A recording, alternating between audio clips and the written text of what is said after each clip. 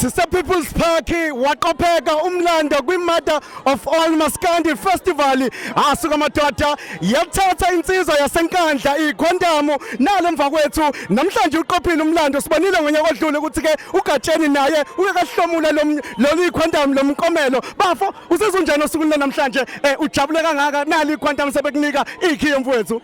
No, akukho okudlula ukujabula bhuti ngijabule kakhulu. Ngiphinde futhi ngibongele lensizwa abezisemva kwami kwazile ukuthi ivotela abantu lokho kusho okukhulu. Yeah, so ngibonga kakhulu bonke abangivotelile. Ngithi nje lokho abakwenzile bekwenza nakwabanye. Shuthi konke lokho abakwenzile bekudlulisele nokabanye mfowethu. Siyazi ukuthi ke njoba selikuwena njengamanje lenze njani liye ekhaya mfowethu.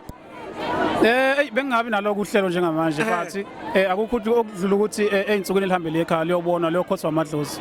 Mfethu ngikuzwela unqoma kakhulu abantu akade unabo kulomncintiswana futhi washo ukuthi ke kuyinto okade ungayilindele uthema ugibela lapha na stage wawusucela umama nobaba ukuthi no man ngicela bevele ngoba yibo ngempela abazalele insizwa yenza izinto ezinhle kangaka ijabulisa abantu iSouth Africa yonke.